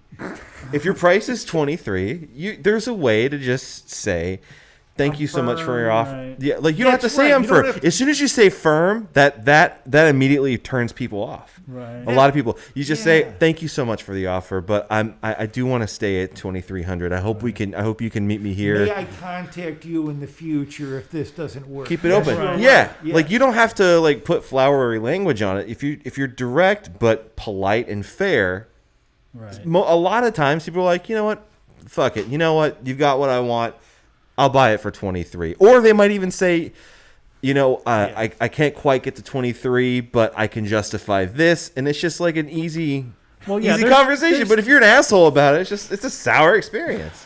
Well, I was sour to you when we first met. I don't know if you remember any of this. Actually, I don't. Okay. So you asked about Lemmy. So I went into CME, and at the time, it had just transitioned. You were new there. Everybody was new there. Mm-hmm. And it had gone from being CME on Clark Street to CME on Lincoln and all of the baggage therein. And then it was bought and changed over, and CME was still in the process of removing the stain from previous said baggage, which, if you know the story, you know the story. If you don't need to particularly, I don't think, right? So CME did a real good job of becoming CME, and it was just in the early days. And there's Mark. So I go in there and I start looking around. I had actually been in there when the previous owner was in there too. But anyway, I'm in there. Fucking and cheating on me in bass club. And it was a Jocko fretless, right? One of the production models. Right. And it was like $1,700. And I walked in there and I'm looking at the bass, and I go, and Mark goes, hey, can I help you? And I go, yeah, how much is that bass? And he goes, $1,700. I go, so yeah. I say, yeah, that's what it said on the tag. How much is it? And you go, well, it's $1,700. I go, come on, how much is it? It was just totally like, hey man, I know what I'm doing. Oh yeah, you know what I mean? I'm the, I didn't know shit from Shinola then. I didn't know anything about I didn't know how to really sell anything. Right. You know what you did though, man? Oh no. This speaks. I'll always remember this of you. Is when I bought a Fender, and this bass has come into my life 3 or 4 times too. It's amazing. I bought this Fender custom shop jazz bass, which I bought from you guys. Nice. And he still got the yellow one, the twin, right? He still got that bass, the 64. He still got that. Anyway. Did it have the stack knobs too on it? No, it was a 64. Yeah. 60. Stack would have left after 61. Yeah. Oh, okay. So I had that bass, and this bass aside from the other ones that you had 3 or 4 of them at the time over at Bass Club. Right. And this one, the pickups were really hot for whatever reason, and it sounded really good. So I bought it. And then I went back to you, and this might have been when we started getting that Sandberg. Remember that distressed Sandberg that I ordered from Mike and went through? Yeah. And that's when we became buddies Yeah. and all that. But I bought The Umbo. the Umbo. The white So Umbo. I had this bass, this Fender Custom Shop bass, which I got from you, and I brought it over to you to trade in on the Umbo. So you got the bass there. It sold. Months later, it ended up back there, okay, at CME. Mm-hmm. I bought it again because I really liked that bass, right? And it was let's say it was $2,000, right? Okay, but let's say that's how much it was. Sure. So it's $2,000. So I bought it, and little did you know I was going to do this 100 more times that year. But but I bought this bass and I took it, and a couple months later I came back and I said, "Hey man, I brought the bass back to you, hoping you would remember I was a dick that one time." and you go, "Okay, well here it is, blah blah blah blah blah," and it was well past return time, you know. Yeah. And that's not even what I was trying to do. I was hoping to recoup something. I remember this now. And yeah. you go, "Hey man, you know what? We know you got a history with this bass, and you bought it, and if it's not working out for you, it's not working out, but we can sell it, and we're going to give you back what you paid for it. We're not going to hit you up for any restocking fee or any buyback or anything like that." And that little, I told and still tell everybody I know that story because it spoke to great customer service and it spoke to you as a person. I just felt bad. You had to go talk to somebody else to get that done. You didn't need to do that. I felt bad. I felt like that you had just tried so hard to make that bass work. Yeah. And it didn't work. And I was just like, man, like I know like he's like I just felt bad. I felt like it was the wrong thing to do. It was cool. And I was like, you know what? Like this will probably like I might not ever see him again, or I'm gonna see him a lot. That's right. And here we are. Unlike Jody, who chastised me. Probably, maybe. I don't know. That's right. Well, so then we still haven't answered. What's your current bass? What are you playing now? Oh, okay. So right now. Well, wait a minute. No, I'm kidding. Right now, so I've got a homemade fretless that I don't play a ton, but I've got a homemade fretless that rather than go out and buy a nice fretless, Minstrel Music is right across the street from my office. Okay. And people, you're in the Niles area, you need repairs, you need lessons, you need strings. Mom and pops need our help, man. So go to Minstrel Music, So it was right across the street.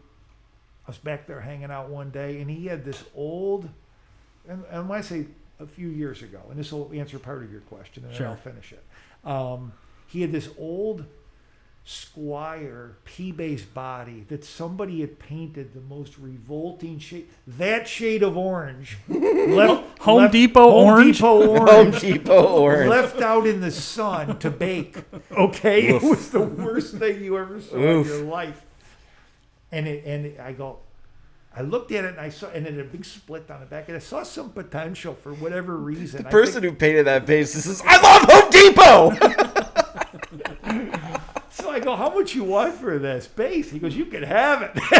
Just get it out of here." Yeah. Right. It's an eyesore. So I go, "Okay." And my mom does like woodworking, so I'm like, "Hey, Mom, can you get all the paint off of this thing, right?" So she's like, "Yeah." So she takes it and she gives it back to me. Now it's nice and smooth body. And I'm back at Minstrel again one day, and I see an all parts neck on the bench, and it's fretless, and it's got, for whatever reason, it's got a brass nut on it, and it's brand new. And a fretless is one of the few basses you really need a brass nut on. That's right. And I go, "Well, how much is this?" And he goes, "Well, it's, I paid this much for it, and somebody didn't want it." I said, "Okay, I'll take it." So I bought that, And then I called up the aforementioned Chris Clemente, and I go, "Hey man, you got any parts laying around?" And he goes, "Yeah, man, I think I got a bridge and a couple knobs." And I go, "Awesome." And then I went to you, Mark, and I said, "Man, what is the hippest P bass pickup I can put in there?" And you gave me the Nordstrand. Mm-hmm. And you go, "This is warm. This is exactly what you want," and it was and still is. Good. Yeah. And then I went to Midwest Buy and Sell and bought some tuning pegs for $50, and I got a bass, man. That's awesome. Yeah, and it's a great sound. One bass. piece at a time. Yeah, exactly. It's a Johnny Cash bass. So I have that, although I don't play it much. But I have. Right now, I've got a Sarek bass. Oh hell yeah! Oh, nice. He was our first guest. Yeah. So I met him. I've been thinking about getting one made, dude. Oh, you Oh, have fuck to. yeah. I've been like And now's getting the the time. specs in my brain. Before he realizes how much they're really worth. Yeah. I've been like, oh, I got a couple ideas of like, all right, I got to get this done. So yeah, man. So I ran into him a few times. I ran into him at both of your shops Mm-hmm. Oh, really? when he was out. Basically, "Hey, will you carry my bass in your shop?" And when he was in his old shop, which was as big as the room we're doing the podcast in, Mm-hmm. and I went to visit him one day, and we went and got some tacos, and I'm like, "You got any basses I can play?" No, you got to go to CME or you got to go to Bass Club because I don't have any basses. I don't, because Right. they were all just getting made, Mm-hmm. So, and I met him at the NAMM show. We kept running into each other. And so I said, "Hey, man, this is what I want. And I'm digging this Gibson-esque vibe. And I want this, You were really hot for an I was EBO. really hot for that. That's right. But I love everything about Gibson basses except Gibson basses. Yeah. I never had a good luck with them. Yeah. Right? So, we talk about making me a bass, and I call up Chris, and I go, "Let's go down, hang out with Sarah." He goes, "Yeah, man, they're on my radar. Let's go." So Chris is my go-to bass nerd guy, right? Mm-hmm. And vice versa. So we go down there, and we both end up getting basses made by him. So now Chris has still got his. I had a Sacramento made, and I called Curtis Novak and got a couple of big pickups made. The EBO pickups? The Mudbuckers. Yeah, exactly. Fuck yeah. So this is the deal. So this is how that came about. I called when Roger Sadowski a few years ago started basically soliciting for people to call up and get your dream bass. I mean, you could do that anytime, but he basically said, "Call me, we'll make your dream bass." Well, I already knew him, but I called him up and I said, "This is what I want." And he said, "Okay, I can do that, but it's going to be long scale because I don't make short scale stuff. And it's going to cost X amount of dollars." And I said, "You know what? Let's go for it." So he contacts Curtis Novak. We get all the specs going. We get everything set up. And Lisa's involved. Lisa Hahn, of course, who does her own wonderful Oh work. my God. Not only I the love Sadowski Lisa's stuff, bass. but Yeah. Lisa's stuff, right? So LEH guitars. Yeah. Right. So as time went on with this thing, it took a while, and they had other projects that they were bringing out, like the Cutaway, and they had a lot of other stuff going on, and it ended up being a long time. And I finally called up Lisa and I said, or I sent her an email and I said, "Lisa, we've got this project going. If we're well underway, then let's do it. Let's finish it. If it hasn't gotten into a point of build yet, that's okay. Tell me what I owe you for your time, and I'm going to put the kibosh on this." And she goes, "Well, what are you looking for?" And I said, "I'm looking for this." She goes, "Man, there's some guy in Chicago making stuff just like this now, and that might be what you want." And I go, "Yeah, So it all kind of came together. So Yeah. I have Jake make the bass for me. At the time, I'm still used to playing bigger, heavier basses, jazz P basses, right? And so for me, that first bass was a little too much mud, and it was also 32-inch scale. and it was super light, and I felt like I was a toy, you know. It just wasn't comfortable for me. It was an awesome bass, but for me it wasn't right as I thought it would be. Yeah. But when I was there, he had all this other cool stuff. He's always got this cool stuff that he's working on, right? Right. And he had this double neck that was really awesome, you Yeah. know. And he had this other bass which he later told me, I think he made a few of them, and they were called the Metropolitan or something like that. And it's got a round sort of off-center body, and then it's got this little stubby, almost like a Parker Fly guitar stub. It's coming over the top. a nod to Jerry Garcia. Okay, that makes perfect sense. Yeah, well, I always looked at it that way, like his Okay. alembic guitars. That makes perfect The Wolf. sense. But that's the idea for sure. Yeah. So he had this bass there, and I go, what's with this? And it had 3 pickups in there, 3 of his Sarek singles in there, and a 5-way selector switch. And I go, and a white acrylic top. I mean, it was bitching, you know? And I was like, wow, I know I just ordered this bass, but I really like this thing. I go, what is this? And he goes, what? And I go, the devil's toe. Because I looked, it looked like the toe sticking out, and it sounded like the devil. So I go, the devil's toe. Yeah. And so I always had that bass in my mind. And I go, are you selling that? And he goes, well, I don't know. And it's kind of a good shop bass and blah, blah, blah, blah, blah. So I get the bass that I ordered, played it for a while, let it go. Pandemic hits. This just happened, right? Right. And I call him up and I go, hey, man, do you still got the toe? Yeah. And he's like, yeah. And I said, okay, well, man, I really like to check that bass out again, but I want to respect what's going on now in the world and everything. And he says, Sure. yeah, let's wait. Let's sit on it for a while. So like a month later, I called him up and I said, hey, man, you still got the toe, you know? And if so, would you sell it? And if so, can we work some kind of a scheme out where I come and maybe pick it up and play it for a while, you know? And he goes, yeah, man, we can do that. So I went and got the bass from him and fell in love with it, and I got it now. Awesome. Nice. Yeah. Nice. That's awesome. And I've got another bass coming from, I did a video, you familiar with Adamovic? Yeah. Oh, yeah, Okay. yeah, for sure. So Nikola Adamovic reached out to me via, Tony Wellington, of course. Right. So Tony Wellington gets a hold of me and she says, I'm doing distro for Adamovic and blah, blah, blah. And he saw your videos and his stuff is sort of in this line and he'd love to meet you and all this other stuff. And I go, okay, that's cool. So I went to NAMM. We hung out. We got along great. He has all these great features in his bass that not only chambered, but like form, fit, and to your body, Yeah. and the way he sets the neck in so it doesn't feel like it's as long. And he's really done innovative stuff, not just said it's ergonomic because I chambered it or whatever. Right. Right? Put cardboard in there. Not that there's anything wrong, right? There's something wrong with that. But, Yeah. But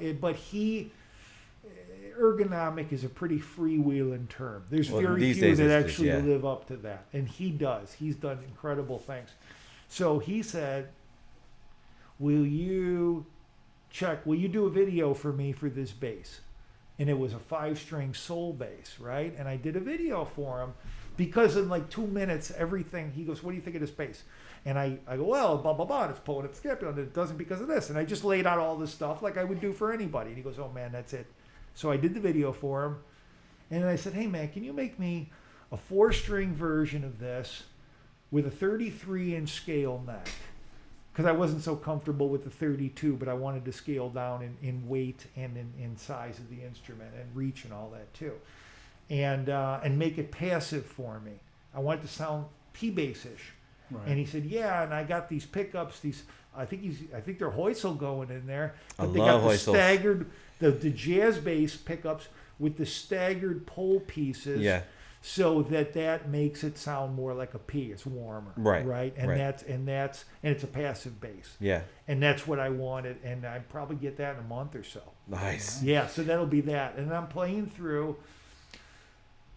Man, this is interesting because I just had this talk with Chris on the way up here.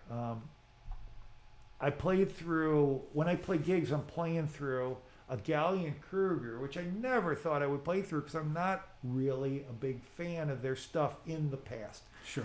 When I was working for Megadeth, we used their RBs, the original.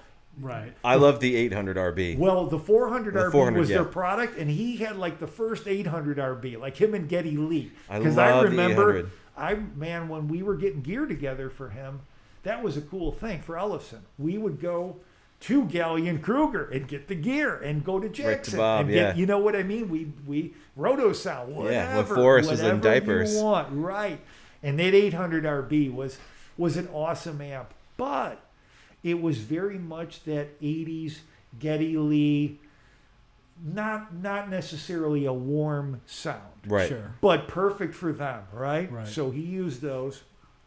And then they were kind of off the radar for me for a number of years. And that's not really what I ever really wanted to sound like. I never played with a pick, for one thing. Mm-hmm. And I didn't want that sort of trebly, tingly thing happening. Sure. Okay? But I started playing with this band, and the guy, Reese, a couple of years ago, and the guy had a Gallion Kruger, one of the newer ones, the combo ones, and I'm like, well, he's got it, and I don't want to buy or lug around a bunch of stuff, so I'll just use that one, and it's been working fine. So I went and bought, which I have now, which is a Neo with a 12, Mm-hmm. but it's like 700 watts or something like Right. that. And it's got an overdrive switch with a foot pedal built in. So I'm like, yeah, exactly. So I'm like, oh man, this is awesome. Yeah. So I've been playing with that. And now I'm thinking about, I'm really not going to, well, nobody is, but I'm really probably not going to play a ton of gigs in the future. I'm going to kind of just work more on the stuff like the Basscape stuff that I'm doing with Chris and my original my band Racing the Sun that I'm a member of. We do like original rock stuff. So I don't know that I'm going to be playing at the taverns much anymore. It's just not, again, Right. the climate and not where my Right. head's at.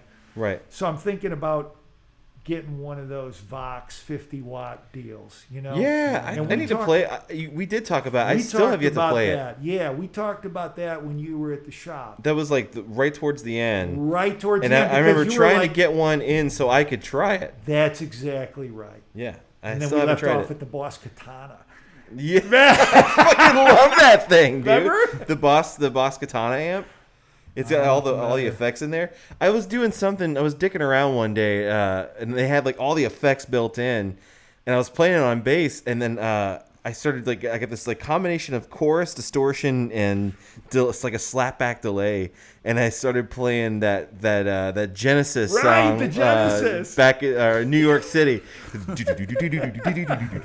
It was so cool. I was like, dude, Kurtz, you gotta check this out. I went to the because I used to do that all the time. You used to haul down guitar amps for me from upstairs, and we would try 'em out on them, right? Yeah. I was at the Dallas Guitar Show, and they had this Boss Katana guitar amp, and I go, "Hey, you guys making a bass one?" And they go, "Oh, well, maybe we're looking at." I go, "Well, how about this? Let's plug it in." Hey, you know, and I got those gnarly tones out of it. I love that thing. Yeah. Man. They should make a bass one. So that's what I have now. So I'm playing the Sarek, waiting on the Adamovec.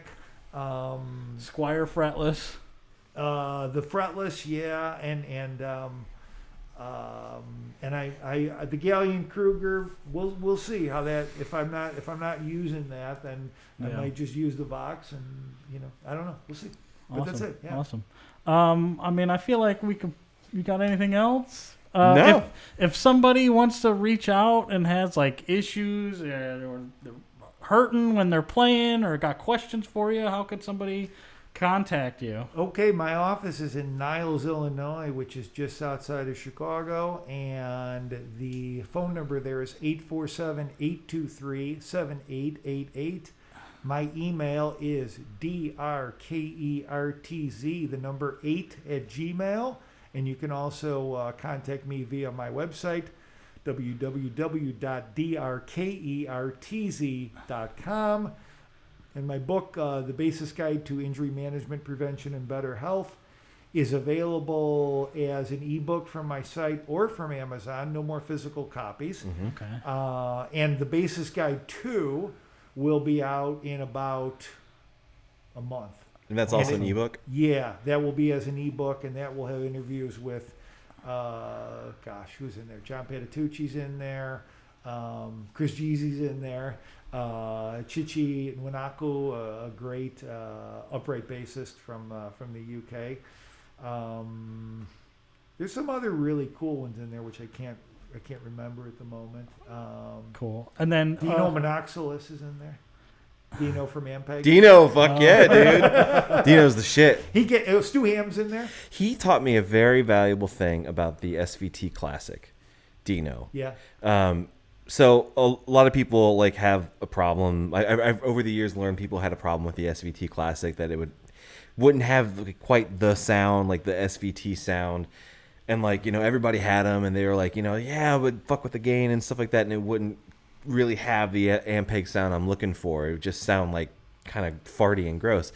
So he taught me, he's like, well, the trick is if you want like the blue line sort of sound, right, you turn the master volume all the way up, right, and you use the gain knob as your volume, because you're opening up the full 300 watts. And so he showed me how to do that, and I was just like, yeah, I love this amp. Yeah.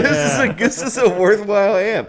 Dino is the shit forever. Dino, he's a hell of a player. Yeah, oh, absolutely. So Dino went to BIT around the same time I did. Right. And so did Dale Titus. Right. I love Dale too.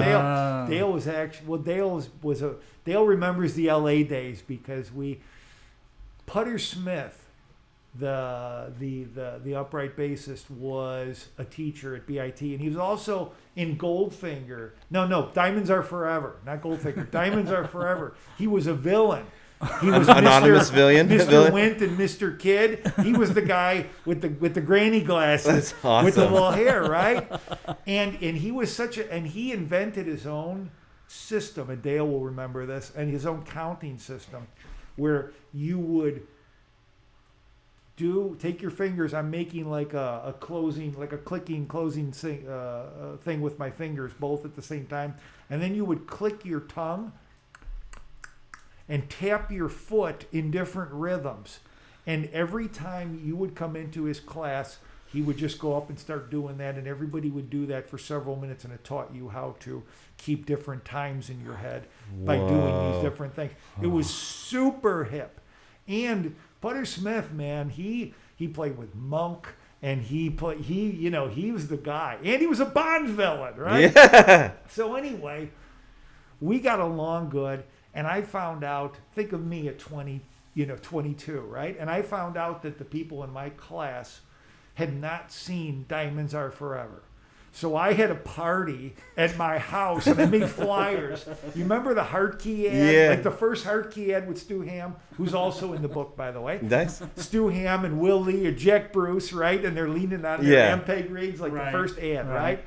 And so I took that and I made little balloons, because we didn't have Photoshop, right? So I cut little balloons out that said, like, Putter's the shit, and I love Putter and this kind of stuff. And I made it an invitation. And I rented the DVD, or probably the VHS at the time, of Diamonds Are Forever. And like 10 people from the class, including Dale, came, right? That's awesome. So I got my shitty green couch that I found in the alley. You know what I mean? And just your typical, LA freeloader pad, right? Yeah.